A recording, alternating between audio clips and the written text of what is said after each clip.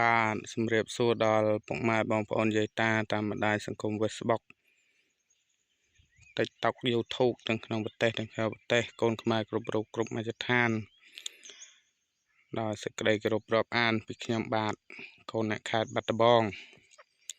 ហ្នឹងហើយនេះជាវីដេអូតពីវីដេអូមុនហ្នឹងហើយដែលខ្ញុំបាទថាមកបេះស្ដែកនេះ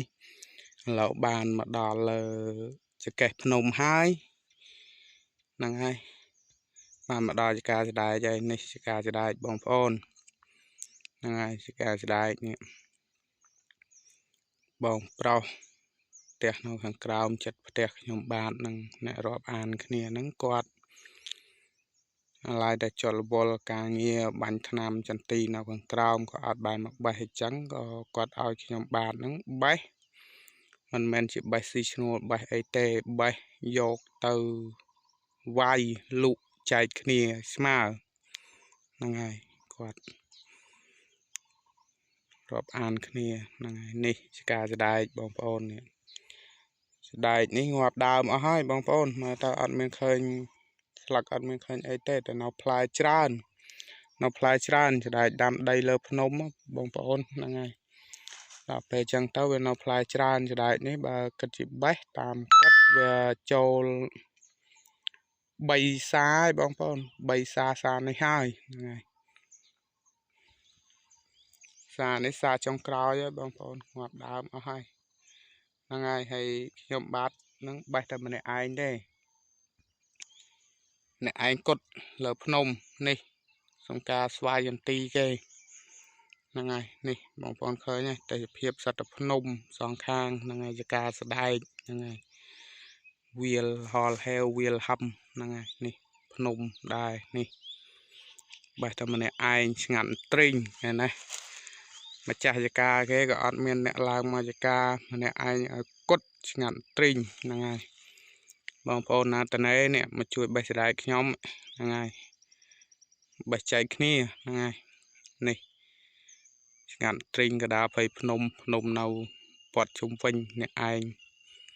នៅកដាលចការស្ដែកម៉ងវាលហលហេវហ្នឹងហើយបងប្អូនណាពេញចិត្តកុំភ្លេចជួយ share និងជួយ like comment លើកទឹកចិត្តខ្ញុំបាទម្នាក់មួយផងគ្មានវីដេអូអីចែកជូនបងប្អូនទស្សនាទេមានតែវីដេអូចឹងឯង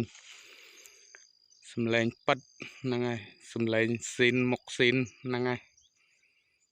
ព្រោះមិនព្រោះអីអត់ដឹងទេពេញចិត្តក៏ពេញចិត្តបើពេញចិត្តក៏អូមលងទៅបងប្អូនហ្នឹងហើយព្រោះខ្ញុំបាទអត់ចេះកាត់តអត់ចេះអីដូចគេទេហ្នឹងហើយលែងថាសំឡេងស៊ីនសំឡេងកំណើតហ្នឹងហើយជីវិតកូនអ្នកក្រតែប៉ុណ្្នឹងឯងហ្នឹងហើយដើម្បីអាហារ3ពេលដើម្បី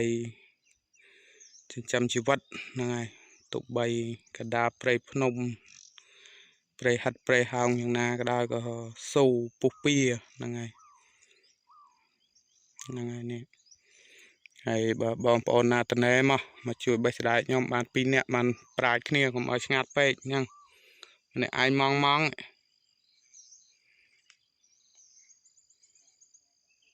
អ្នកឯងនៅម៉ងកដាភ័យភ្នំអ្នកឯងនេះភ្នំសងខាងនឹងអស់នឹងការប្លោះកដាលហ្នឹងហើយ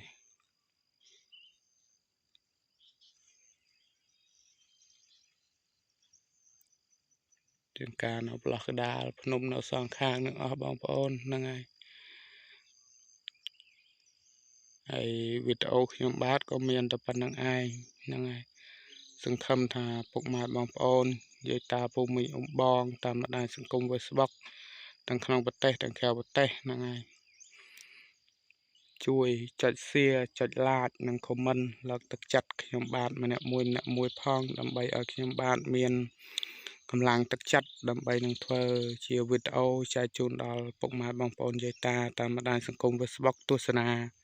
សកម្មភាពខ្ញុំបាទផ្សេងទៀតហ្នឹងហើយឥឡូវផុស Facebook ឡើងអត់ឡើងបញ្យូរសោះបងប្អូនហ្នឹងហើយបាត់អស់ហើយខ្ញុំបាទហ្នឹងហើយ